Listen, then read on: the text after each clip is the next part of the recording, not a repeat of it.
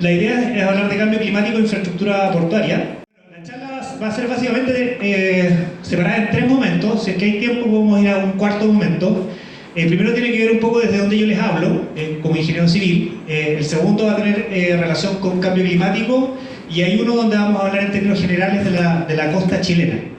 ¿Ya? Entonces partamos primero desde donde les hablo. Y bueno, yo vengo de la Escuela de Ingeniería Civil Oceánica de la Universidad del Paraíso. Es una escuela que fundamos en el año 2001. Llevamos un poco más de 20 años trabajando y básicamente lo que hacemos nosotros es llevar la ingeniería al mar. Ese es como el lema, ¿ya? Y específicamente la ingeniería civil al mar, ¿ya? Que es un área, un nicho no cubierto por las escuelas de ingeniería naval. Y básicamente, bueno, esta charla tiene un poco que ver con el oficio un poco de pensar y practicar la hidráulica, pero la hidráulica en el mar, ¿ya? Ese es un poco el desafío que nos hemos planteado como escuela. La hidráulica es el estudio del movimiento del agua, básicamente, ¿ya? La motivación por la cual yo estoy aquí como profesor es que básicamente me encanta enseñar. Me encanta aprender de los niños. Esta es una foto de mis cabros chicos, hace varios años atrás, estaba en Estados Unidos, y yo les estaba enseñando conceptos como la densidad. Un niño de 4 años y una niña de 2, difícil. Entonces, me acuerdo que nos metimos en un sauna, y yo les decía, a ver, párense arriba así, ¿ya? Párense abajo, ¿dónde está más caliente? Arriba, ah, ya. ¿Y dónde es más liviano el aire? Y no lograron hacer esa conexión. Fue una conexión de un nivel jerárquico superior en términos de cognitivos, así como de pensamiento. Y después empezamos a hacer este tipo de cosas. Jugar básicamente con aceite, agua, miel, ver cómo se mezclan los fluidos y con eso inferir finalmente cuál fluido es más pesado que el otro, que era el objetivo de un ejercicio como este. Ahora, esto lo hemos hecho también con otro tipo de fenómenos. Alguna vez en mi casa compramos una puerta en el home center y construimos este pequeño tanque, y en este tanque los niños empezaron a jugar primero con un ventilador y generaban olitas. Ahí estaban de alguna manera entendiendo cómo existe una transferencia de energía, ya, desde la atmósfera a la superficie del agua, que genera olas. Y después pusieron este skate, y con el skate generaba un desplazamiento horizontal del agua mucho más parecido a un tsunami. Completamente distinto, son físicas completamente distintas, ¿ya? Ahora, estos juegos que hacíamos en la casa, se transformaron después en proyectos, ¿ya? Y este es un proyecto del colegio alemán, donde partimos con la piscinita, enseñándole a los niños, ¿ya? Después nos encomendamos en construir un aparato, un dispositivo como este, que es un tanque generador simultáneamente de ola y tsunami. O sea, uno puede ver el tsunami y la ola al lado. Y bueno, lo llevamos a unos concursos Explore y le fue bastante bien. Llegaron a la final, casi ganan. Pero también lo mezclamos con robótica. Entonces estas cosas de acá son unas paletas generadoras de oleaje que básicamente simulan el fenómeno físico muy cercano a la costa, ¿ya? Nosotros en la escuela de Ingeniería Oceánica hacemos algo parecido, pero a escala más grande. Trabajamos con modelos físicos, ¿ya? Y lo que se muestra acá es parte del desarrollo técnico que hemos hecho este último tiempo. Desde el año 2018 contamos con un laboratorio de simulación a escala. Por ahí van a ver el canal, donde lo que hacemos es reproducir estos fenómenos físicos reales en escala, bajo condiciones controladas, para poder entender, por ejemplo, cómo interactúan todos estos fenómenos físicos con la costa, ¿ya? Esa es una línea de trabajo, la línea de trabajo de la experimentación, ¿ya? Similar a lo que hacemos con los niños, ¿ya?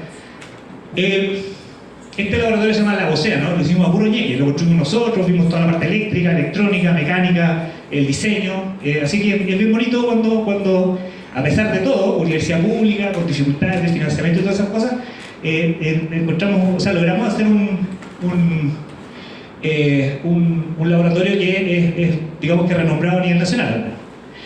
La otra pata del análisis que hacemos nosotros desde la ingeniería es el uso de las matemáticas, las probabilidades, etc. Y aquí estamos en realidad estos son algunos dibujos del desarrollo teórico de una nueva teoría que lanzamos el año pasado, que lo que hace es simular probabilísticamente la inundación de tsunami considerando cambio climático, ¿ya?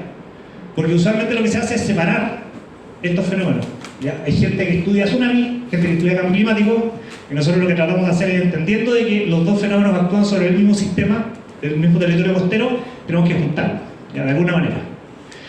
Y esto nos ha llevado a hacer cosas en el extranjero. Por ejemplo, aquí hay una simulación que hicimos bien bonita, todavía no entramos en cambio climático, en el South China Sea, en el mar de China, para tratar de evaluar lo que era la combinación de terremotos, esto es difícil de ver a esta distancia, de terremotos, con aumento del nivel del mar y cómo se refleja eso en la inundación de Hong Kong y otros lugares. ¿Ya? Así que básicamente esto yo lo pongo, es difícil de entender, pero para hablar, para decirles en el fondo que las herramientas que utilizamos nosotros son herramientas teóricas, ¿ya? Herramientas matemáticas, físicas, modelación, y con eso de alguna manera tenemos nuestra caja de herramientas para poder entender los procesos costeros. Ahora veamos qué es lo que pasa en la costa. ¿Ya? Esto se llama océano, puerto y costa chilena, es una visión general. Lo primero que quiero comentarles es que gran parte de las cosas que hacemos nosotros, a mí me interesa mucho la divulgación, lo pusimos en este libro que se llama Costas de Chile, después les voy a pasar la diapositiva y ahí está el link. Lo hicimos con el CONA, el Comité Oceanográfico Nacional, y con el CHOA. Y básicamente lo que hicimos fue, lo estoy repitiendo, después mi mamá me reta porque estoy cuando siempre la misma palabra. Ya. Fue poner, escribir ingeniería sin ecuaciones. ¿Ya? Entonces aquí ahí se habla de el territorio costero, de la ingeniería propiamente tal, del cambio climático, solamente con gráfica y explicación. Gran parte de las cosas que voy a mostrar acá están contenidas en ese libro. ¿Ya? Y bueno, el sistema costero chileno está afecto a una serie de fenómenos físicos, muchos de los cuales ya los tenemos de alguna manera asimilados. En Chile en los últimos 10 años hemos tenido 3 tsunamis, el tsunami del 27 de febrero del 2010, 1 de abril del 2014 en Iquique, el puerto de Iquique estuvo botado bastante tiempo, tuvo problemas de asentamiento por efecto del terremoto, el tsunami no le hizo mucho, y del 15 de septiembre del año 2016, ¿ya? Un par de días antes del 18, un tsunami que afectó Coquimbo. Terremotos tenemos muchos, hoy día no voy a alcanzar a hablar de terremotos y tsunamis, pero tenemos el terremoto de 1960, que es un evento que hemos estudiado hace bastante tiempo. Yo tengo un grupo de trabajo bien grande, hemos estado recorriendo la zona sur de Chile, entrevistando a sobrevivientes para tratar de entender en terreno cómo se manifestó el tsunami y a partir de eso hacer ingeniería reversa y ver cuál fue la fuente que generó ese tsunami. ¿Ya? Los japoneses del terremoto de 1960 y el tsunami fueron capaces de catastrar la inundación en una serie de asentamientos costeros con mucho detalle y nosotros prácticamente no sabemos lo que pasó. Sabemos del terremoto de Valdivia, que no fue solo Valdivia, fueron del orden de 1000 kilómetros de longitud, y del tsunami se sabe algo en Corral, en Niebla, en Maullín, pero claro, nosotros recorrimos del orden de 50 asentamientos costeros, todos ellos con impactos importantes del tsunami que no están reportados en la literatura. También tenemos cambios en el nivel del mar, producto del cambio climático. Ya en las corrientes oceánicas, la corriente de Humboldt, que para ingeniería no es relevante, pero para clima sí es relevante, porque es un gran chorro de agua que viene desde el centro del Pacífico y choca con el continente y se bifurca, ¿ya? Y regula el clima. Y bueno, también las marejadas, hay algunas de las variables importantes. En el caso chileno, la costa chilena es muy particular si se le compara con otros territorios, por ejemplo en Sudamérica. Si hacemos el recorrido del Amazonas, el Amazonas tiene conexiones incluso hasta con Machu Picchu, toda esta zona alta de la cuenca. Estas son grandes cuencas muy planas, con mucho caudal, los ríos tienen mucha agua, ¿ya? Tiene material muy fino en las desembocaduras porque el material se va desgastando, ¿ya? Entonces aquí podemos ver desembocaduras con mucho material de suspensión, en el río de la Plata, por ejemplo. En cambio nosotros tenemos primero el segundo cordón montañoso más alto del planeta, después de los Himalayas, y la segunda fosa más profunda después de la fosa de las Marianas, pero están juntitas, están ahí. Así que el desnivel vertical, la pendiente, es la más alta a nivel planetario, y eso es producto de la subducción de la placa de Nazca bajo el continente, ¿ya? Entonces tenemos esta fantástica cordillera y además tenemos gradientes son variaciones espaciales del clima que son evidentes en esta imagen. Eso es súper interesante porque nosotros cruzamos desde un clima árido seco a un clima lluvioso del sur y podemos tener básicamente una gran variedad de climas que van a responder de manera distinta ante las variaciones del cambio climático. Todavía no voy a introducir el cambio climático, pero no va a ser tan complejo hacerlo. Ahora, lo que sí importa es cómo el cambio climático afecta variables como esta. ¿Ya? Y esta es una imagen en dron que lo levantamos en Pilolcura, en Valdivia, en una de estas salidas entrevistando gente. Aprovechamos también de entender estos fenómenos. A mí me interesa mucho la turbulencia, todas estas cosas que pasan acá, ¿ya? Esta es la fase de muerte del oleaje, que está de alguna manera vinculado con la atmósfera, a través del viento. Entonces lo que pasa en la atmósfera, el cambio climático que pasa en la atmósfera, eventualmente se refleja en este tipo de variables. Entonces ahora yo creo que es bueno introducir el concepto de cambio climático. Son dos palabras, cambio, clima, ¿ya? Y el clima es el comportamiento medio del tiempo atmosférico, así es como se conoce. ¿Ya? El comportamiento medio puede ser representado a través de varias variables, puede ser la temperatura, puede ser la precipitación. La temperatura media de la zona central de Chile es, no sé, 18 grados Celsius anuales, no sé. Es distinto que la meteorología es de corto plazo, el clima es un promedio.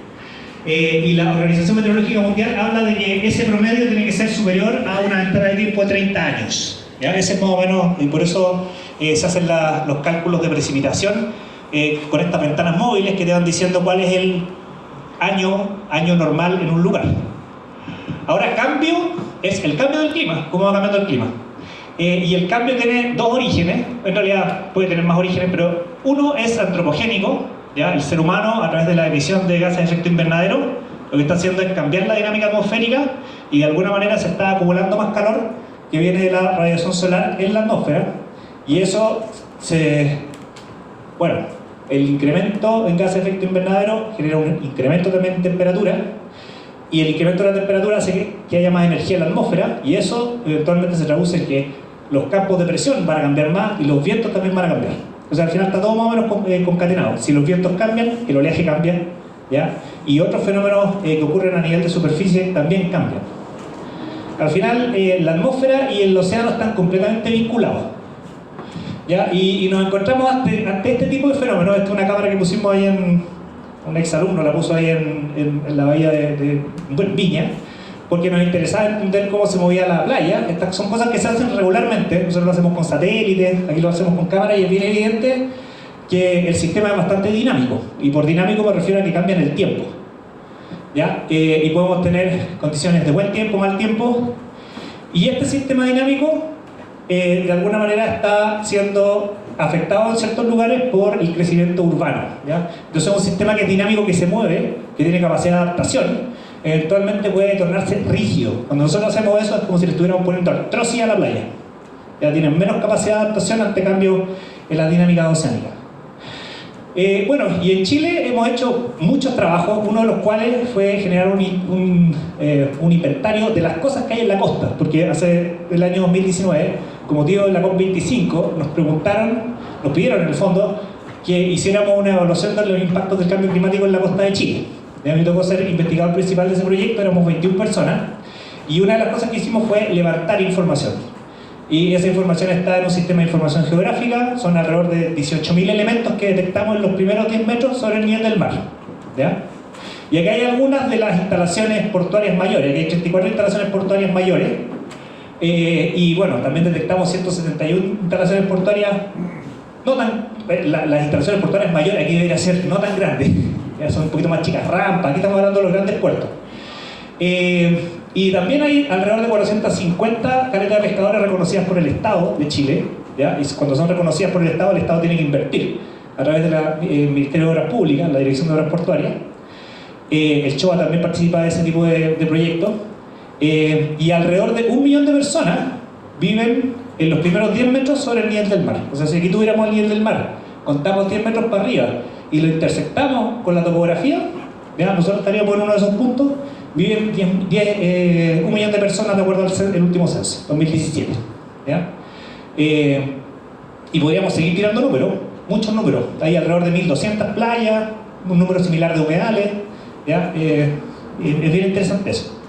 Desde la perspectiva de la Armada también es relevante, porque hay 16 gobernaciones marítimas, 64 capitanías y 179 alcaldías de mar que de alguna manera controlan el flujo marítimo, ¿ya? O portuario o pesquero, y es necesario desarrollar herramientas que les permitan eventualmente comprender cómo es esta naturaleza. Por ejemplo, aplicaciones que ahora estamos trabajando con el Servicio Meteorológico de la Armada, aplicaciones para pronosticar con 7 días de anticipación cómo va a ser la marejada local en cualquiera de las caletas de pescadores que pueda haber en Chile. Estamos trabajando en eso, y junto a los ANEMI.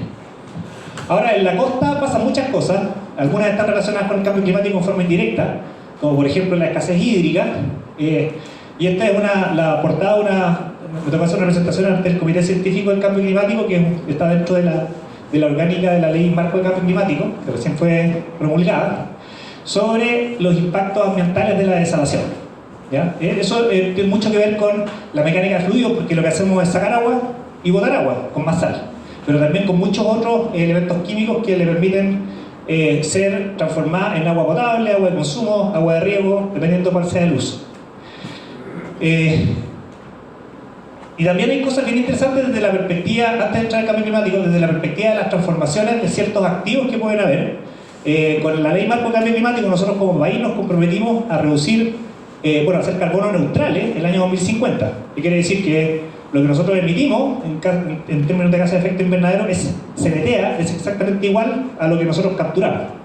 Ya se puede capturar con bosque o lo que sea. Y eso está poniendo una presión en la descarbonización de las termoeléctricas. Y este es un sifón de captación de agua. Lo que hace esto es tomar agua fría, ya lo impulsa con una bomba de vacío a una de las plantas que hay en Quintero, y con eso mantiene la temperatura funcionando en términos operacionales. Esas termoeléctricas eventualmente se van a ir, y ahí van a quedar esos activos que eventualmente se podrían utilizar para chupar agua y hacer desalación. Aquí al lado se va a construir, sí, ya está en fase de construcción, una desaladora cuyo objetivo va a ser riego, consumo humano y minero de la cuenca de la Concagua, básicamente, el proyecto Concagua. O sea, estas cosas están pasando, se discute, pero están pasando. También en la costa es importante la conectividad, sobre todo en la zona sur. Ese es uno de los terminales, el terminal de Puerto Cisne, es un terminal que tiene ciertas características, es flotante, puede adaptarse a las condiciones de la marea, porque este fiordo está conectado con el mar, así que hay rangos de marea del orden de 3 metros, y son estructuras especialmente diseñadas para adaptarse al nivel y que la embarcación siempre atienda, digamos, esté atracada a la misma cota respecto del elemento flotante. También en la costa podemos encontrar asentamientos. Ahí contamos 433 asentamientos costeros, y esto es súper interesante porque es un concepto novedoso, al menos en el mundo de la ingeniería costera. Lo que puse ahí es overtopping, eso significa sobrepaso, y nuisance, ¿está bien dicho? Nuisance overtopping significa como sobrepaso molestoso. El sobrepaso es el agua que llega y puede inundar, porque la semana pasada había inundación acá. Pero esa inundación, con el incremento futuro del nivel del mar, va a ser cada vez más frecuente, y puede pasar, como pasa en la actualidad en lugares como Florida, que con un día de sol, los territorios costeros están inundados. Básicamente porque aumenta la marea en plena mar, puede venir una marejada relativamente suave, y eso va a inundar. Y esto va a ser un problemón. No son esas inundaciones grandes como las que botaron el Caleuche el 8 de agosto del 2015, sino que son cosas que pasan bien seguido, molestosas. También solamente para mostrar, en este territorio costero tenemos efectos de cambio climático, de marejadas, tenemos también terremotos. Este es el terremoto de 1985 en el molo sur del puerto San Antonio. Aquí el puerto San Antonio está construido con elementos gravitacionales. Ahí hay una imagen del profesor Ortigosa, un geotécnico. Y por efecto del terremoto todos estos bloques se cayeron, y esto dio pie a una cosa súper interesante, que es la introducción de la ingeniería sísmica en la infraestructura portuaria en Chile después del terremoto del 85. Los sitios que están acá en el sitio 1, 2 y 3 son antisísmicos, 4 y 5 no, el Espigón tampoco. Cuando hay un terremoto fuerte, es muy probable que hayan daños importantes en esas infraestructuras. No así en el sitio 1, 2 y 3. También tenemos tsunami. Ese es el tsunami del 28 de febrero del año 2010 aquí en Talcahuano, San Vicente. Yo estaba bien preocupado ese día, aparte de todo, en particular porque me tocó diseñar con un grupo mayor el muelle de la NAP al otro lado. Entonces, cuando uno diseña contra tsunami, tiene que verificar que efectivamente el tsunami no dañó la estructura. Y lo que fue bien curioso es que, ustedes conocen la historia, todo lo que pasó aquí en la bahía de Concepción fue bastante nefasto. En San Vicente no pasó nada, ¿sí? Nada. Hubo un aumento muy suave del nivel del mar por efecto del tsunami. La estructura obviamente que funcionó bien, porque no era una carga de diseño fuerte, pero eso también fue una de las cosas que aprendimos, de alguna manera sabíamos antes. Yo hice mi memoria de pregrado el año 98 en tsunami, en operación de tsunami. Y de hecho no tenía ni profe que me guiara, me metía en el tema solo. Así que toda esa época algo sabíamos de tsunami, pero esto fue evidente. El tsunami es súper local, ¿ya? Y en este caso, Talcahuano sufrió, Penco sufrió mucho menos, Tomé no le pasó prácticamente nada. Entonces, esas son cosas que se fueron aprendiendo. Y también, bueno, pasaron cosas como esta, una embarcación ahí en el astillero de Asmar, que navegó, al otro lado está el Cabo de Hornos, que terminó aplayado, afortunadamente, un buque oceanográfico nacional, que no chocó ninguno de los rompeolas de Asmar, y después se pudo lanzar, sin experimentar daño. De esto hemos hecho bastantes cosas, estudios de deriva de embarcaciones ante tsunamis, por ejemplo en Quintero, por ejemplo en Coloso, para evaluar si efectivamente un impacto de esta naturaleza puede o no dañar estructuras, cosa que es más o menos lógico, ¿ya? Bueno, después podemos meternos en eso si hay tiempo.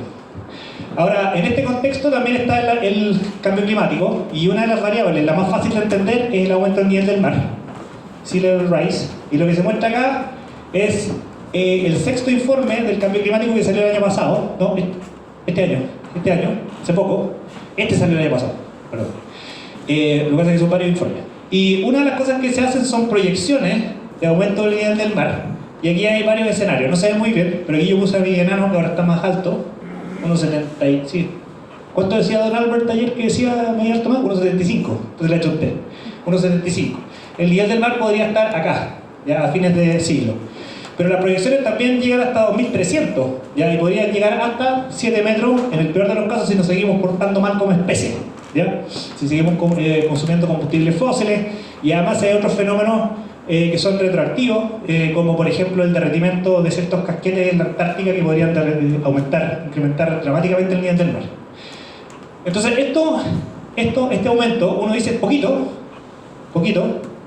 pero cuando tenemos territorios bajos, ese aumento geométrico genera cambios en la dinámica. La ola, en vez de romper acá, va a romper un poquito más allá, entonces empiezan a haber efectos sinérgicos entre el aumento del nivel del mar, el oleaje, y eso puede traducirse en grandes erosiones. De hecho, con estos aumentos del nivel del mar, hasta acá, hay lugares por ejemplo, las Maldivas, el Kiribati, Tuvalu, que son islas que quedan en el Pacífico y en el Índico, que ya están empezando a experimentar migración hacia otros países, ¿ya? Por ejemplo, no recuerdo si es Tuvalu, que tiene un convenio, un acuerdo como que de un éxodo controlado hacia Nueva Zelanda, donde los neozelandeses lo que hacen es recibir estos migrantes climáticos porque se van a quedar sin tierra, ¿ya? Así que en algunos lugares puede ser importante, en el caso chileno, en algunos lugares muy específicos. Y bueno, y también tenemos este tipo de fenómenos. Ahí está el Caleuche, la antigua oficina de Huguito Winkler, viejo, estaba acá, estuvimos el fin de semana ahí, y hoy en día, de alguna manera, lo que ha pasado en el Caleuche es una reacción. En vez de volver a construir ahí, lo que se hace es que se construye un poquito más atrás, ¿sí?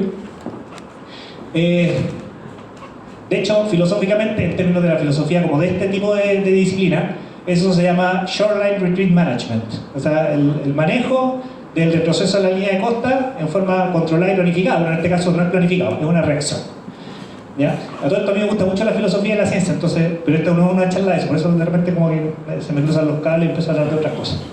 Ahora, el cambio climático, bueno, el desafío de todo, pues ya sabemos lo que es cambio climático, ¿ya? Entonces, en algún momento estaba dibujando esta cosita, aquí esto es simplemente como para ilustrar una idea. Esto era en la pandemia, esta es una postal que me llegó un amigo, aparece un glaciar, entonces aquí dibujaba el cambio climático y aquí están los coronavirus atacando aquí a esta primera línea, combatiendo el coronavirus.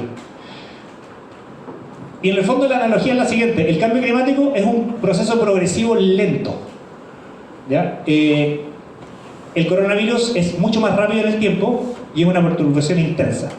Un terremoto es casi instantáneo y es más intenso. Entonces, al final, el impacto de fenómenos como el coronavirus, como los terremotos, como los tsunamis o como el cambio climático es producto de la combinación de la duración del fenómeno y la intensidad. Finalmente es como una integral de los dos.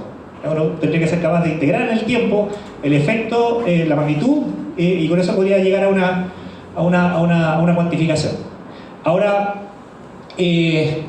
Lo interesante, que lo decía en algún momento atrás, es que el cambio climático, los terremotos, los tsunamis actúan sobre el mismo territorio. Entonces, de alguna manera tenemos que combinar todos esos efectos sinérgicos que se dan entre esas variables.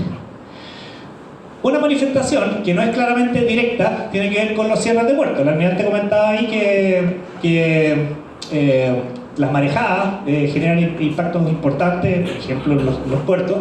Y este fue un trabajo, esta es la CAMPORT, la Cámara Marítima y Portuaria de Chile, el año pasado, 2020, sacó un informe que decía que el impacto del cierre de los puertos era del orden de 350 millones de dólares anuales, ¿ya? Y eso es comparable con un par de hospitales chiquititos, no tan grandes como el Frique, lo que sea, pero es un costo económico importante. Nosotros hicimos también una evaluación mucho más específica, ¿ya? Lo que hicimos fue, no lo voy a explicar en detalle, pero evaluar cuál es el porcentaje de tiempo en que cierran los puertos en forma histórica y cuánto van a dejar de operar en el futuro por efecto del cambio en dos cosas, en el oleaje y en el nivel del mar, ¿ya? Y ahí llegamos a otros números que son bastante menores que estos, porque esto incluye a toda la cadena logística del transporte de origen-destino. Y cuando un buque no puede entrar a Valparaíso y tiene que irse a San Vicente, eso implica que también toda la cadena logística tiene que ir a meter los contenedores. Bueno, don Albert también sabrá bastante más que yo de esto, de la parte logística, y eso implica incremento en el costo del transporte de la carga. Hay algunas cosas que hemos hecho mirando con lupa, no a nivel climático, sino que a nivel meteorológico. Este es Matías Carvajal, que es profe de la Chile, de la Católica de Valparaíso, perdón, hijo del, no sé si fue el que fue director del Pascal, Capellán Pascal. ¿Sí? Bueno, con él hicimos un estudio bien interesante. Estábamos en algún... ¿Ah? Roberto. Don Roberto.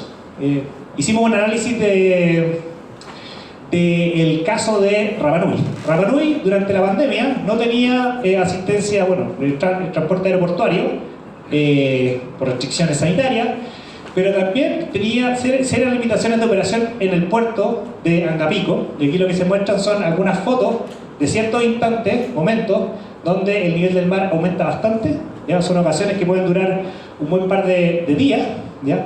Y ese incremento en el nivel del mar hace que la operación aquí está la barcaza, fíjense aquí la barcaza en este caso está casi al nivel del muelle, ¿ya? Y en algunos casos digamos que ha llegado casi al nivel de montarse arriba del muelle.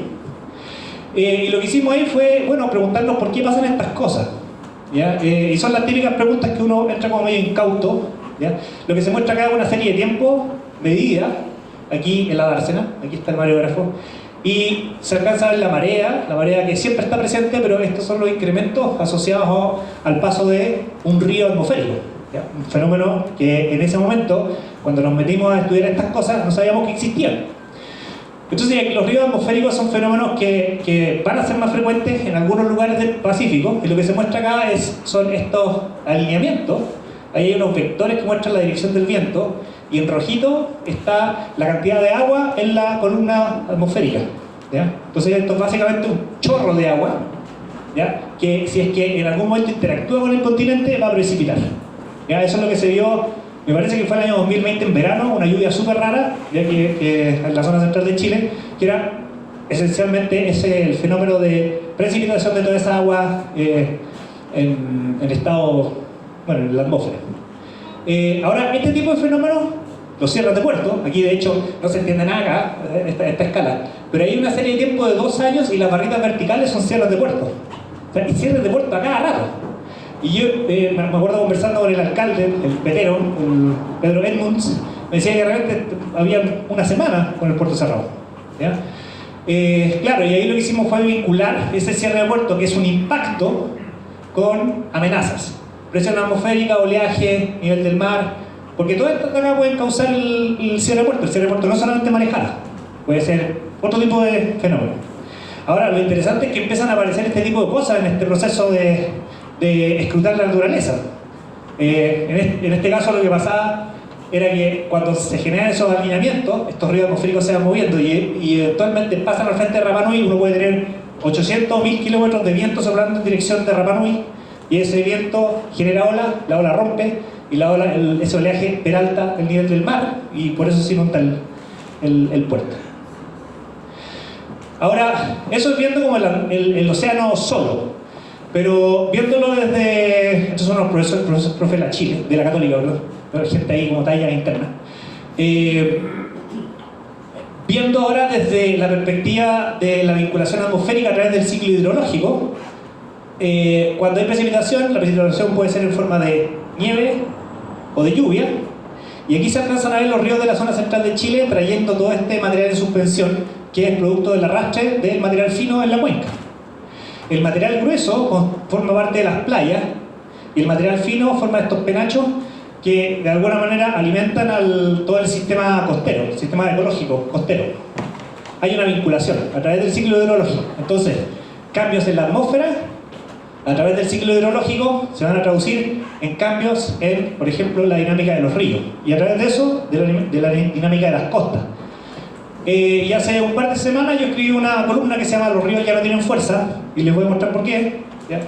Y lo que está pasando esencialmente es que los ríos ya no tienen mucho caudal como para romper las barras, y las barras se están secando, se están conformando en estructuras semipermanentes, casi permanentes, y eso es una manifestación de la reducción de la precipitación en la cuenca, menos agua, mayor evapotranspiración, mayor temperatura genera mayor evaporación, y las combinar los dos, una reducción del caudal, y si hay menos caudal, también hay menos capacidad de arrastrar sedimentos y llegan a la desembocadura. Entonces, las barras no se pueden romper, ya tampoco tenemos mayores aportes de sedimentos, y por lo tanto lo que hemos visto es que estas playas empiezan a erosionarse.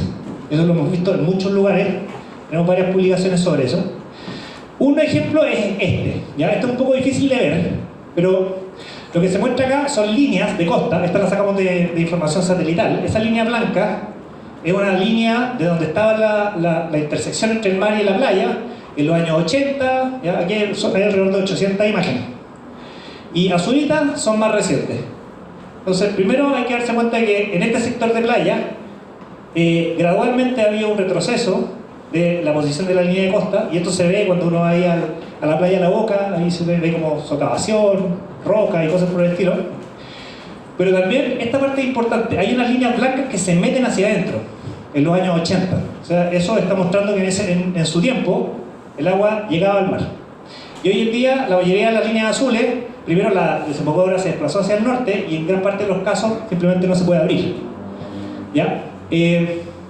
Y después, utilizando otros algoritmos, lo que hicimos fue cubrir desde esa fecha, 1985 hasta el 2020, y todos los puntitos azules son cierres de la desembocadura. Puntitos amarillos son que la desembocadura está conectada y abierta. La sequía comenzó aproximadamente en el 2010, ¿ya? Y el sistema de inercial se demora un tiempo en reaccionar. Por ahí por el 2014 empezaron a ver estos trastornos, y hoy en día la barra está prácticamente cerrada siempre. No he ido después de la última lluvia. Ahora, si esto es importante o no es importante, yo creo que sí, porque lo que cambia es el sustrato físico sobre el cual se montan los ecosistemas, ¿ya? Si nos interesan los ecosistemas, es importante entender cómo se mueve el sustrato donde se instalan. Pero también, si nos interesa la infraestructura, vemos que aquí progresivamente la infraestructura costera empieza a ser amenazada por la socavación, ¿ya? Y eso es bastante evidente en mi carrera. Bueno, yo partí hace 20 años trabajando en ingeniería costera. A principios del año 2000, la Dirección de Obras Portuarias, que no tiene tiene como 100 millones de dólares de financiamiento, tenía en ese tiempo 80 millones de dólares de financiamiento, que era poca plata, invertía en caleta de pescadores, ponía caleta por aquí, hacía paseos costeros, ¿ya? Hoy en día está gastando mucha plata en mantención. ¿Por qué? Por este tipo de cosas. Socavación, se cae la estructura, hay que volver a reparar. Entonces es más que nada reparación y mantenimiento, pero mantenimiento preventivo no se hace mucho. Si yo tuviera que asesorar al ministerio y decirle, bueno, ¿dónde tiene que poner digamos que el peso en el futuro?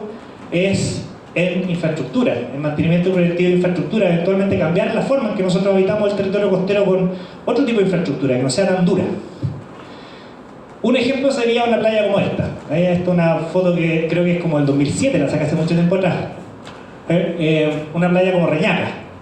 ¿Ya? Aquí uno no va a ver el efecto del cambio climático de un día para otro, sino que son cosas que pasan del orden de décadas y eventualmente en 50 años más el nivel, la posición típica del nivel del agua sea más o menos por acá y eventualmente va a llegar acá y así sucesivamente.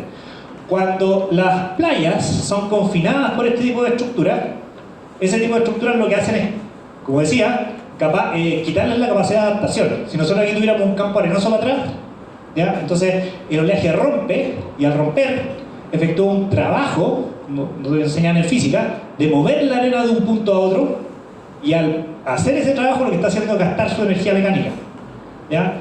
Pero si ese desplazamiento de arena no se puede hacer porque la arena está fija acá, entonces en vez de hacer el trabajo en mover arena, va a hacer el trabajo en romper estructura, ¿ya?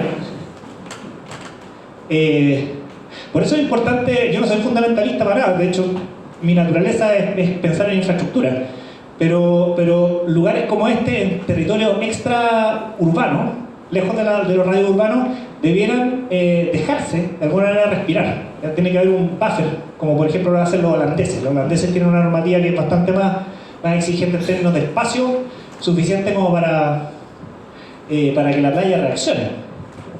Ahora, en términos de operaciones marítimas, algo decía, ¿sí? Les voy a mostrar algunas herramientas que utilizamos para entender qué es lo que va a pasar con, por ejemplo, una embarcación que viene aquí en un sitio como este, ¿ya? Entonces, pregunta, ¿cómo va a funcionar toda esta operación? Desde que el buque llegan los prácticos, se embarcan, vienen los remolcadores, atienden la embarcación, llega el círculo de maniobra, lo giran, atraca, empieza a moverse, va a cambiar el viento, va a cambiar el oleaje, ¿ya? Va a cambiar el nivel del mar. Entonces, ¿cómo van a funcionar estos sistemas en el futuro? No sabemos, pero tenemos algunas herramientas para hacerlo. Lo que se muestra aquí es muy simplificado las cosas que hacemos para poder entender estos fenómenos. Entonces, aquí se ve un modelo que tenemos en una página que se llama marejadas.v.cl, donde lo que se ve aquí es el campo de oleaje generado por el viento, y esto lo podemos proyectar al futuro, ¿ya? Nosotros podemos tener a partir de modelos que se llaman modelos de circulación general, cómo va a ser el viento en el futuro y cómo va a ser el oleaje en el futuro. Y aquí lo que se muestra es la proyección de viento en el futuro, la proyección histórica, y la diferencia de las dos es el cambio climático, el viento. Aquí tenemos campos de oleaje, de proyección, campos de oleaje histórico, y la diferencia de los dos es el cambio climático en la variable oleaje. Entonces, ¿qué cosas podemos ver? En el Ecuador, aquí está, este es el Pacífico completo, en el Ecuador los vientos van a ser más suaves, ¿ya? No me metido con lluvia, pero es bien entretenido lo que va a pasar aquí. Se va a rajar lloviendo en el Ecuador en el futuro. Nosotros vamos a estar con sequía, mucho más intensa que la que tenemos ahora, pero el agua acá va a caer, no, pero esa es otra variable. Y en términos de oleaje, blanco significa que no hay cambios muy grandes. O sea, el oleaje normal no va a cambiar mucho, pero sí va a cambiar el oleaje extremo, los eventos más violentos. Y eso después tenemos que escalarlo, ¿ya? Y esta es la bahía de Valparaíso, estaríamos como por ahí. Por ahí está. ¿Ya? Y con eso lo que empezamos a ver con lupa, cómo se van a dar esas interacciones con el fenómeno. Podemos incluso entrar dentro de las dársenas, y este es un modelo de agitación, de cómo se mueve el oleaje dentro de la dársena de San Antonio, ¿ya? Y con eso podemos calcular cambios en la operatividad y en el fondo un mensaje que fue bien difícil pasarlo en términos científicos porque estas cosas se publican. Una de las cosas que concluimos es que a fin de siglo las condiciones operacionales en los puertos del centro de Chile van a ser mejores que las actuales, porque toda la zona de generación de oleaje se va a ir hacia el sur, va a estar 200, 300, 400 kilómetros más al sur, y con eso las olas van a llegar con menos energía a la zona central de Chile, ¿ya? Eso es bueno en condiciones normales. Pero en contraposición, los eventos extremos, que es cuando hay mucha energía en el sistema, van a ser más intensos. Entonces, en los eventos extremos importa poco porque los buques ya zarparon, están afuera, a la cuadra. Así que en términos de operación, los puertos de la zona central de Chile probablemente tengan mejores condiciones operacionales a fines de siglo. No sé si es importante porque también va a cambiar la tecnología de los buques y de atención a la mercancía. Pero lo que sí va a pasar es, bueno, esto se supone que es un video, ¿no? Está corriendo, sí, por ahí está corriendo. Lo que sí va a pasar es que si tenemos un lugar como esta es la Avenida Perú, que la tenemos en nuestro canal en este momento, está la avenida Perú, hay una persona, y este es el muro vertical.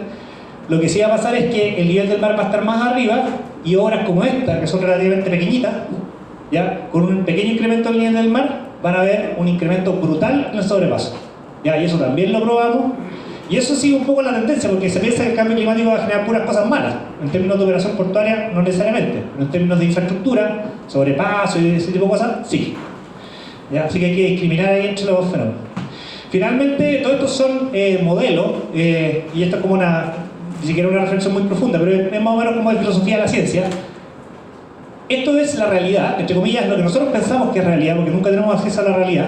Este es el edificio Juque de la Facultad de Ingeniería de Valparaíso, y acá hay 3 modelos para simular ese edificio.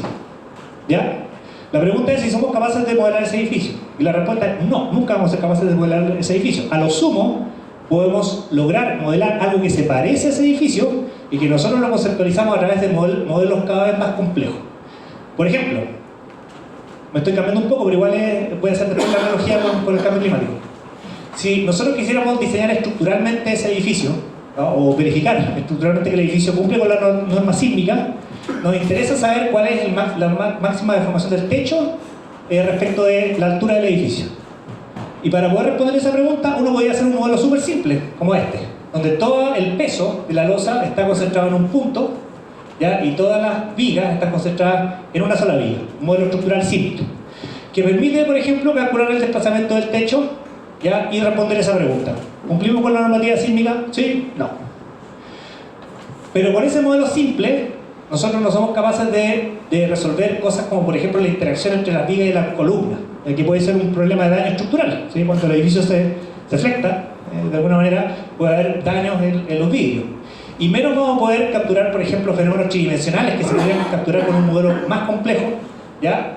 Que son modelos asociados al movimiento del sismo. El sismo no es para nada ni ortogonal ni nada, es súper complejo, un movimiento caótico, y probablemente generen estructuras que no son simétricas, torsiones.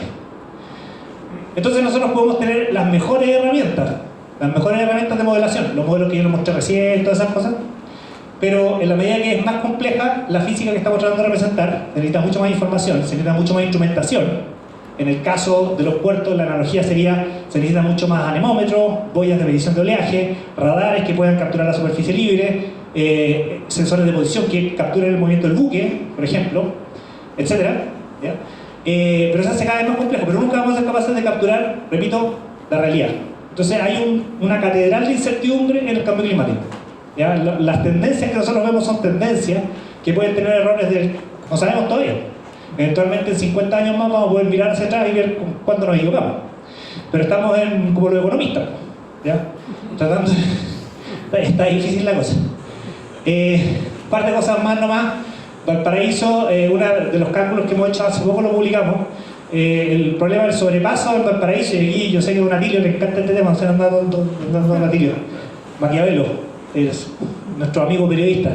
El módulo de abrigo del puerto de Valparaíso cumplió, 1912 se partió construyendo, 110 años.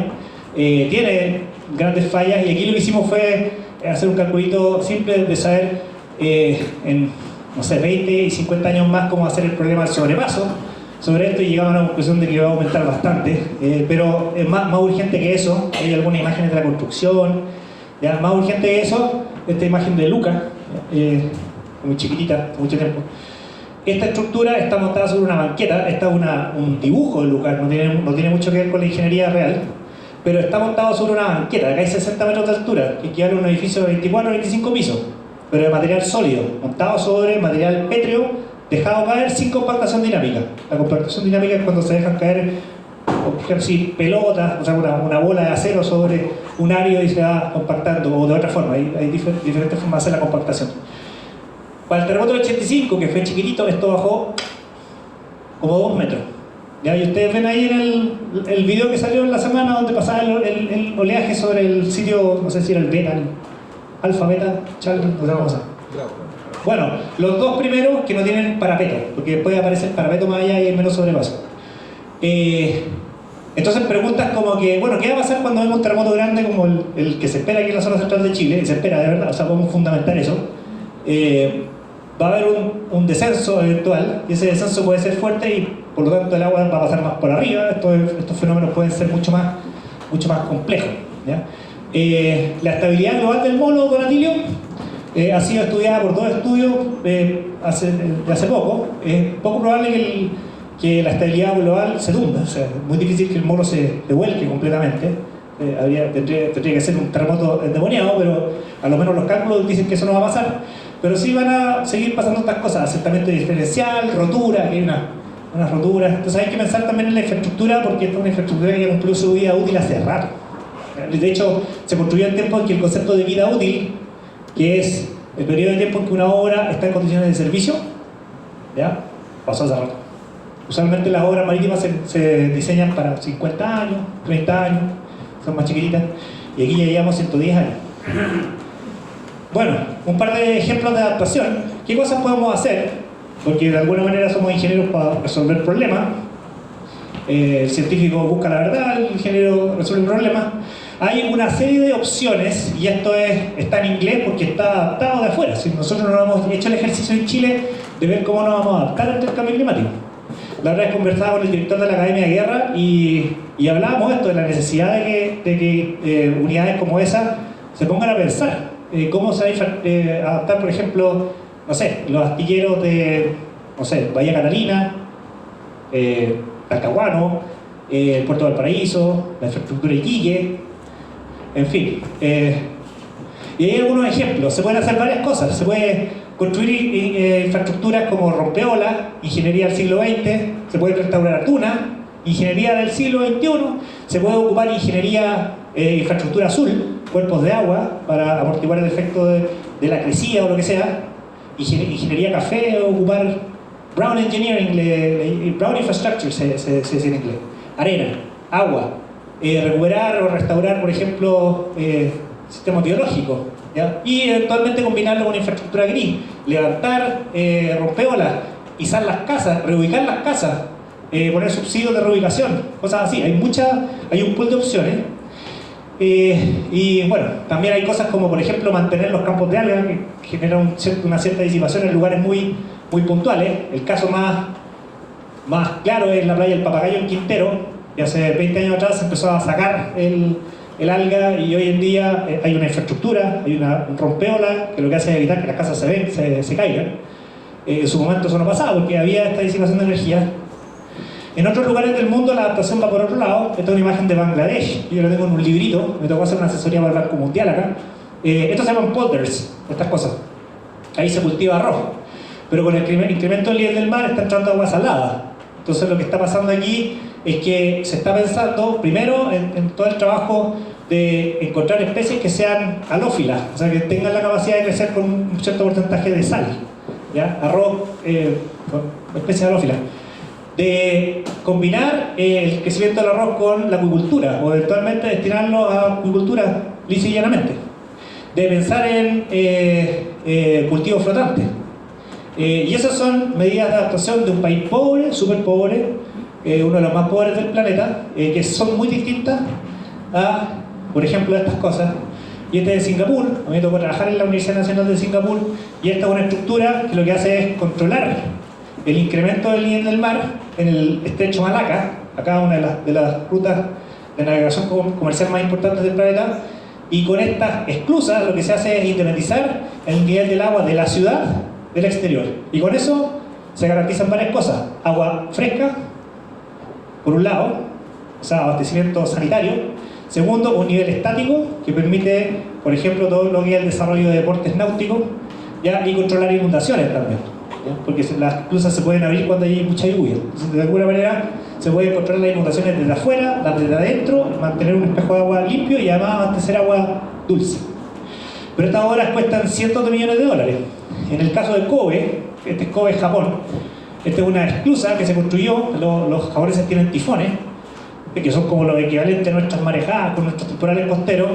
Son esclusas que lo que hacen es recorrer todo el contorno del perímetro de la zona baja de la ciudad, y usualmente están abiertas, pero eventualmente ante la ocurrencia de un terremoto se cierran por el tsunami, o con mayor anticipación, cuando viene un tifón, también se cierran para evitar la inundación, ¿ya? También son caras, bastante caras. La ciudad de Kobe, yo la fui a visitar, porque también estuve trabajando en la Universidad de Tokio. La ciudad de Kobe experimentó un terremoto en 1995 que botó literalmente la gran mayoría de sus muelles. Entonces se reconstruyeron. Todo esto acá es posterior al terremoto del 95. Así que saben harto. Y una cosa que hacen muy bien los japoneses es que preservan la memoria. Hay muelles que se cayeron y que son museos. Entonces uno va ahí a ver el modo de fallo de la estructura. Aquí se borra todo. Incluso en Kobe, bueno, en Japón en general, uno ve monolitos de piedra o qué sé yo, algún Buda que muestra la gota de inundación del tsunami. Y aquí en Chile, de nuevo, los marinos haciendo la pega. En Asmar hay unas marcas que dicen hasta dónde llegó el tsunami, pero uno empieza a recorrer el país y se da cuenta que hay pocos lugares donde ahí está esa información. Y hay información que sirve para las generaciones futuras. En Japón hay monolitos de 300 años, 400 años atrás, y la gente sabe que el terremoto de Kanto de 1928 el tsunami llegó hasta acá. Impresionante. Se nos olvida todo. En lugares como, por ejemplo, New Orleans, esta fue una visita, una historia bien larga, pero lo voy a hacer corta.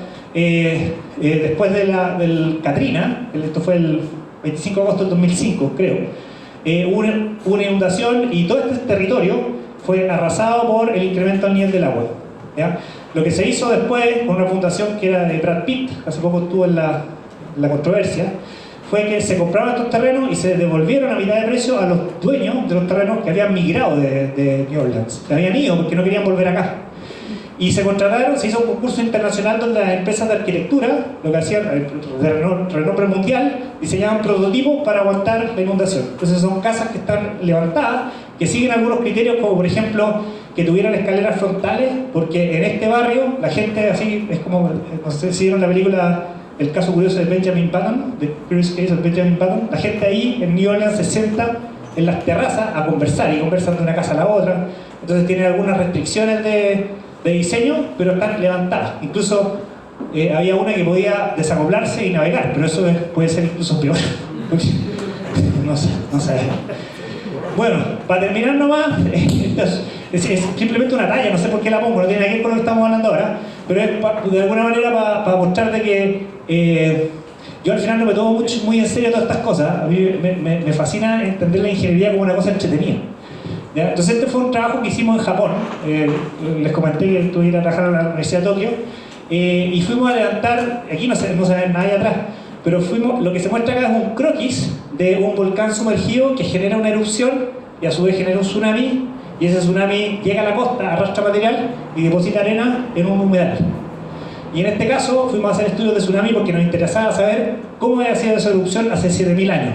Entonces empezamos a recorrer las islas Goto, estas islas de acá, buscando humedales, haciendo hoyos para ver si encontrábamos material orgánico, después la arena arriba depositada, después la ceniza arriba y después material orgánico del año siguiente. Y bueno, no había mucho que hacer, entonces, salvo hoyo todo el rato. Entonces en el almuerzo yo me juntaba con estos japoneses y se ponían a hablar japonés y agarré los huevitos y hice este dibujo de todos los investigadores. Este es el Saraki Sensei. El Sensei allá es un tremendo personaje, geólogo, geofísico y yo. Y cada vez que llegamos a un lugar y hacíamos una prospección, entonces ponía los huevitos y los huevitos se empezaron a echar a perder y eventualmente el Sensei se rompió. Y esto lo escribí en una crónica un poco explicando el por qué se hacen estas cosas. En el fondo esto se llama paleotsunamiología. Bueno, es la ciencia de los paleotsunamis. Y fue publicado.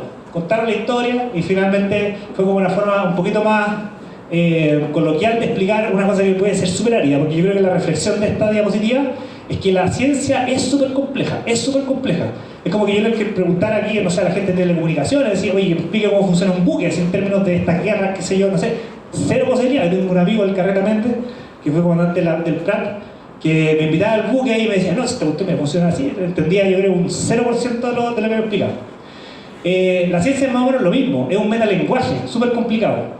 ¿Ya? Y lo que uno tiene que hacer, y es un poco lo que hago yo, trato de hacer, porque para mí es un desafío, es tratar de tomar ese metalenguaje, ponerlo en un lenguaje más simple, para finalmente transmitírselo a la gente como ustedes, o incluso a los chicos de la Liga Marítima, los que van a venir, no sé, en algún momento.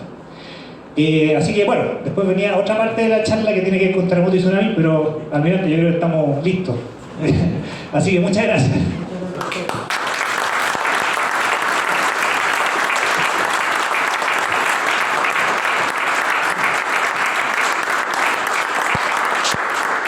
Muchas gracias, Pato Sal.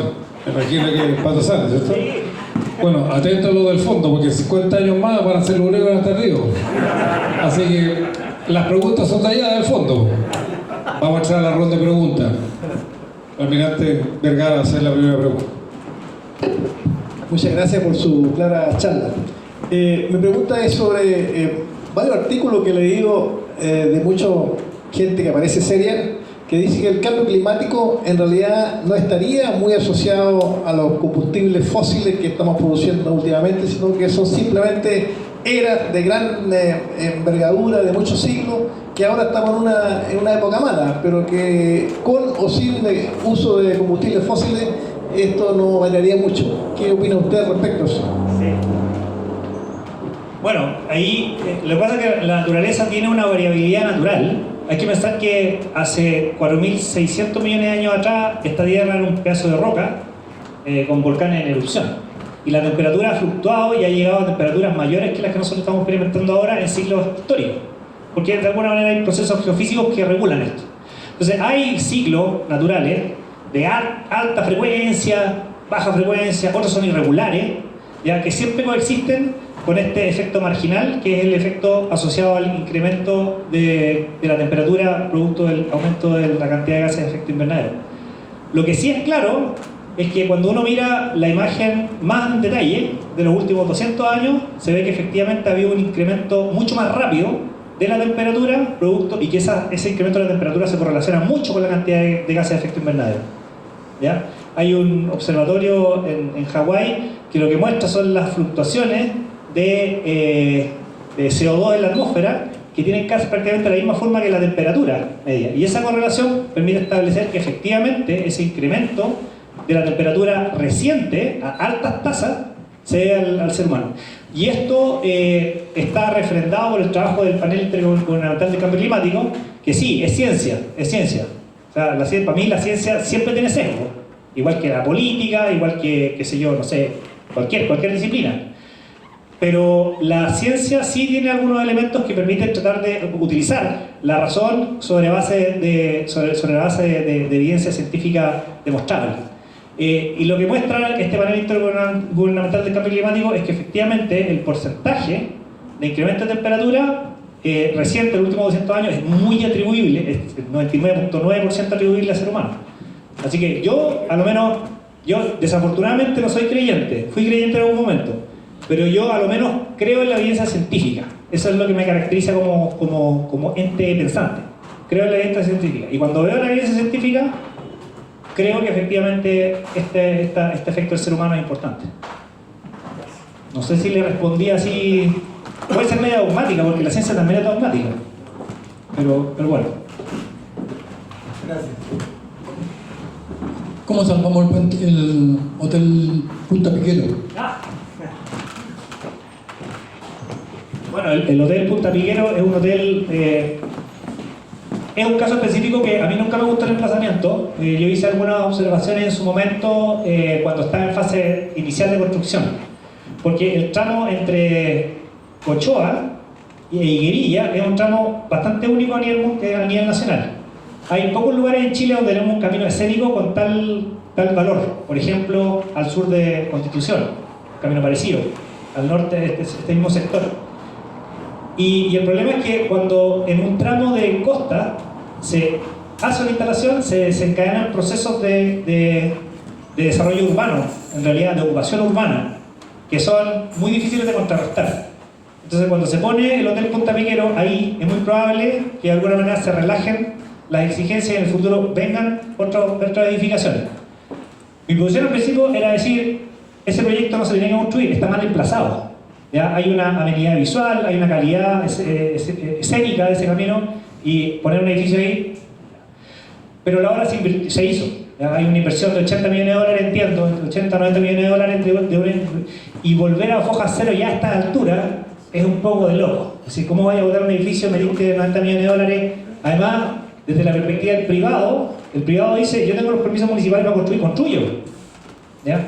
Que haya una laxitud en la rehabilitación ambiental o que sea la rehabilitación de estos proyectos es un problema, yo creo que estructural potente, porque te podéis quedar con este tipo de mamotretos sin terminar. ¿Ya? Yo no sé cómo se resuelve el problema. De hecho, me han llamado, me llevan a cada rato a preguntarme el caso, pero mi posición es un poco indefendible, porque yo al principio decía, esa cuestión no hay que hacerla. Incluso yo participé de la oposición y me tocó hacer un informe contra los estudios técnicos de emplazamiento de ese edificio. Pero a esta altura, ¿cómo voy a decir? O sea, no sé, es súper difícil. ¿No? Yo la verdad no sé qué se hace ahí. Tal vez rescatar la edificación, a mí igual lo conversamos con mi mamá la otra vez, si ese edificio por último hubiera parado la construcción a nivel de camino, ya dejáis un buen camino e integras el proyecto, un proyecto privado, a un espacio público, pero terminó yéndose para arriba, 4 pisos. Entonces, la verdad yo no tengo una respuesta. Es complejo. El megapuerto de San Antonio y su viabilidad al futuro. Bueno, el megapuerto de San Antonio es el proyecto de infraestructura portuaria más grande que se construiría en Chile en la historia. Yo no sé si sería comparable con el de Valparaíso. Una de las cosas que tengo pendiente en algún momento, cuando venga algún alumno memorista, es calcular cuánto costó el puerto. Está reportado en todo caso. Sí. Pero este es un proyecto que sale de 3.500 millones de dólares y se puede, o sea, una inversión grande, súper grande, para hacer una inversión puntual. Yo recuerdo, en mi carrera profesional me ha tocado participar de un proyecto de 1.500 millones de dólares, que este fue el terminal de gas natural Licuado de Quintero, y nunca había visto una cosa tan grande como esta.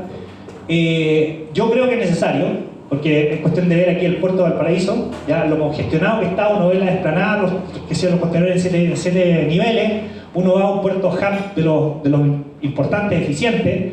No sé, me acuerdo, una vez pasé por Valencia y los contenedores están en un piso. Es decir, pues, es súper fácil, se mueven rápido porque tienen mucha explanada. Entonces hay una presión sobre la escasa demanda de sitio de atraque en la zona central de Chile. Se tiene que materializar.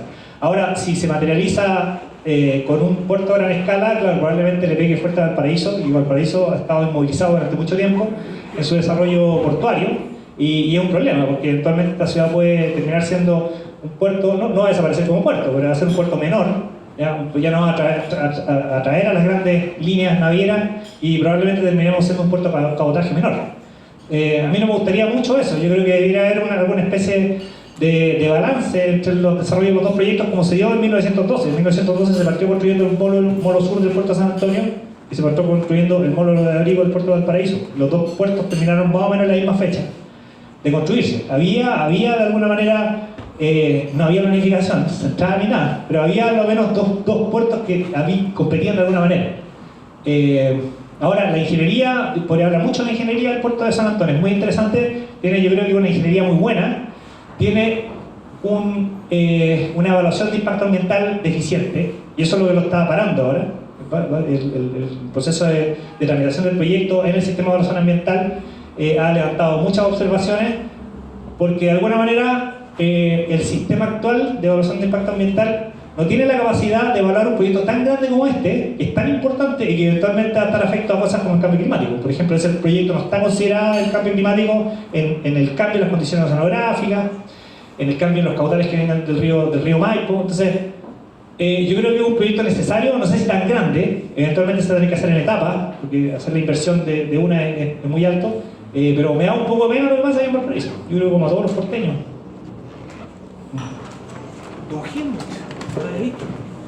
¿Por qué? Porque hace que el cambio climático está haciendo fuerte. ¿Qué pasa? Ah, ya. Segundo. Yo conocí en alguna oportunidad la idea de construir el puerto aquí en Holanda. Quiero que hay con respecto a esto. ¿Hay alguna posibilidad ahora de alguna otra? Don Helmut Sieber, profesor emérito de la Universidad de Valparaíso, de Montemar. Ahí. Bueno, el sector de Yolanda se evaluó a nivel de ingeniería conceptual.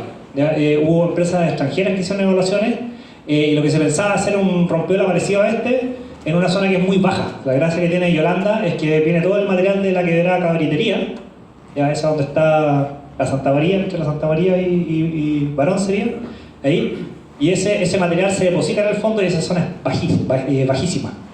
Pero tiene algunas limitaciones de zonas de respaldo terrestre, ¿ya? Porque está la línea del tren y hay algunos terrenos que son privados que están muy fragmentados en términos longitudinales, en muchas franjas. Entonces, Si se quisiera hacer algo ahí, primero habría que resolver el tema de la expropiación de todos esos terrenos para tener una explanada, porque los puertos modernos son puertos planos. O sea, ya no, tener bodega o cosas por el estilo, esa cosa para un puerto sin condiciones pluviométricas muy intensas, lo mejor es tener una cosa plana porque es más flexible. Entonces, tiene el problema del área de respaldo, tiene la ventaja de que el fondo es muy bajito, por lo tanto se podría construir el rompeolas, pero yo creo que es un poco... está en etapa mucho más... mucho más básica que lo que se trató de hacer aquí con el Terminal 2. Serían buen par de años de concientización, porque hay que pensar que un puerto en ese sector cambiaría radicalmente el territorio costero de ese lugar. Y también la operación, la función.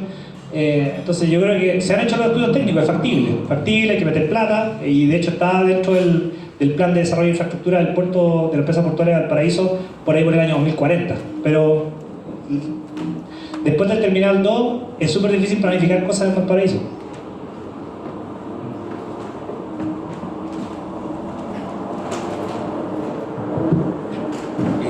Patricio, muy interesante la conferencia realmente.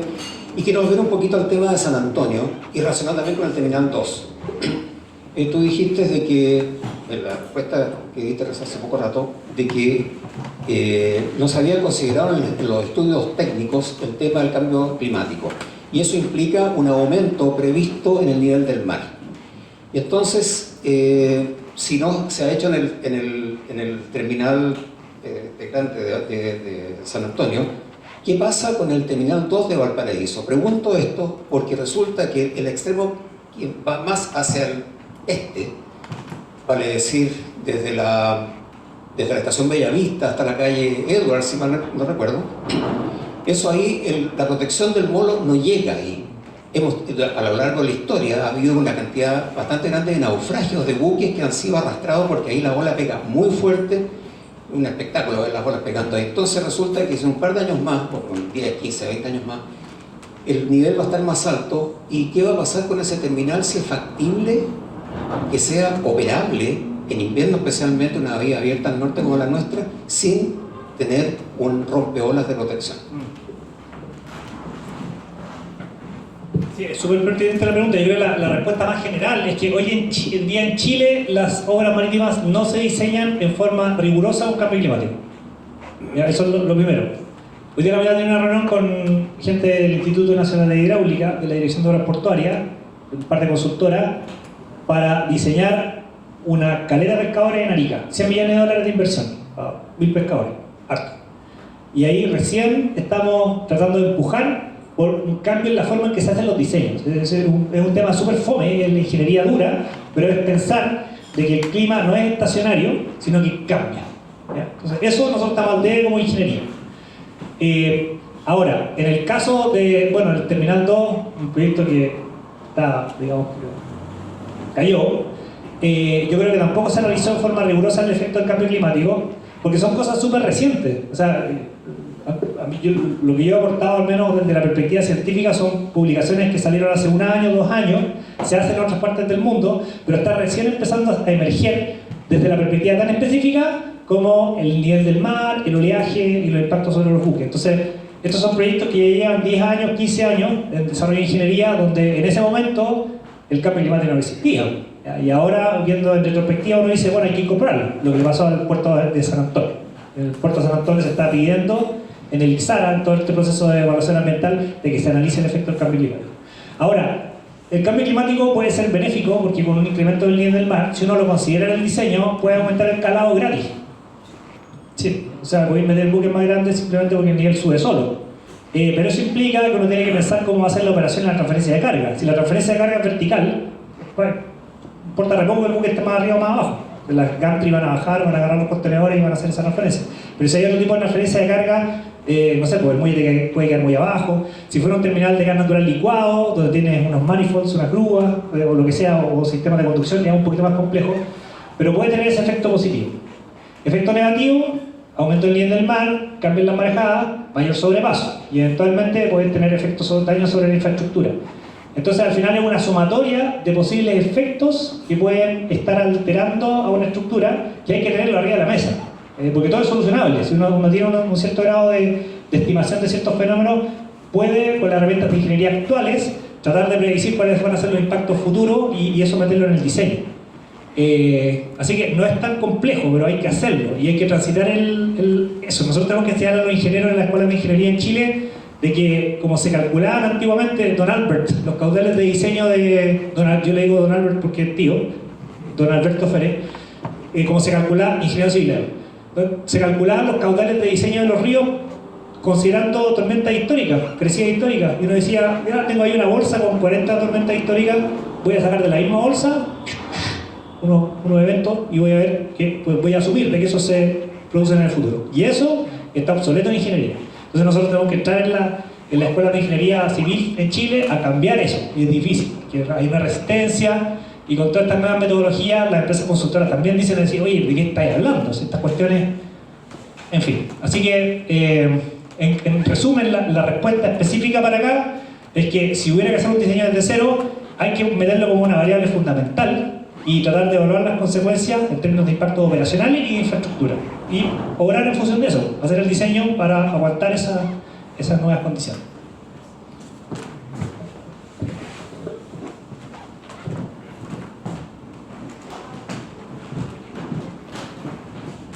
Última pregunta. ¿Alguien más? Profesor, ¿cómo está? Le agradezco por la muy interesante exposición. Considerando que los tsunamis, los terremotos, el cambio climático son fenómenos de magnitudes difíciles de comprender, yo pienso que ese es su mayor problema, la magnitud. Luego viene la contraposición se genera una documentación muy técnica e incluso en instancias internacionales los mismos tomadores de decisiones de repente consideran que no son tan útiles porque no lo pueden comprender totalmente. Entonces hay que aterrizar esos conceptos. ¿Cuál cree usted que es el concepto esencial que vale la pena más aterrizar desde un punto de vista como un fenómeno social para mejorar en las vías hacia la mitigación y la preparación de las comunidades para todos estos fenómenos que ya describí?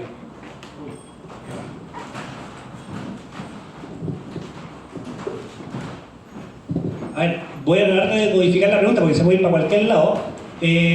Pero bueno, yo creo, un poco volviendo, claro, estamos ante una naturaleza que es muy compleja, que se manifiesta a través de eventos extremos como los terremotos, los tsunamis, los marejadas, los incendios, todas estas cosas que son de alguna manera impredecibles, ¿ya? El concepto de incertidumbre ronda en la cabeza de los científicos. Yo siempre estoy pensando en incertidumbre, en probabilidades, cosas por el estilo, en riesgo, ese tipo de variables, que son términos que el común de la gente no los maneja, ¿ya? Puede que lo maneje un poco de guata, pero no conceptualmente. Entonces, de alguna manera, volviendo a la idea de transmitir en forma eficiente el mensaje, nosotros tenemos que tener mensajes para diferentes audiencias. Entonces, si somos científicos, o si soy ingeniero, ¿ya? Y me toca diseñar y tengo que mostrar esto a la población, tengo que llevar el lenguaje simple, todos esos fenómenos, y explicarle a la población por qué los diseños son de esa manera, ¿ya? Con fotos, con un par de cosas. Si mi interlocutor es un técnico en un organismo público, al cual yo puedo levantar el lenguaje y empezar a hablar en metalenguaje de ingeniería, le hablo así. Entonces yo creo que es un poco racionalizando. Facebook, todas estas herramientas son súper focalizadas en el tipo de mensaje porque te conocen. Entonces, a través de la inteligencia artificial te van conociendo y te inoculan el mensaje a ti porque saben cómo tú piensas.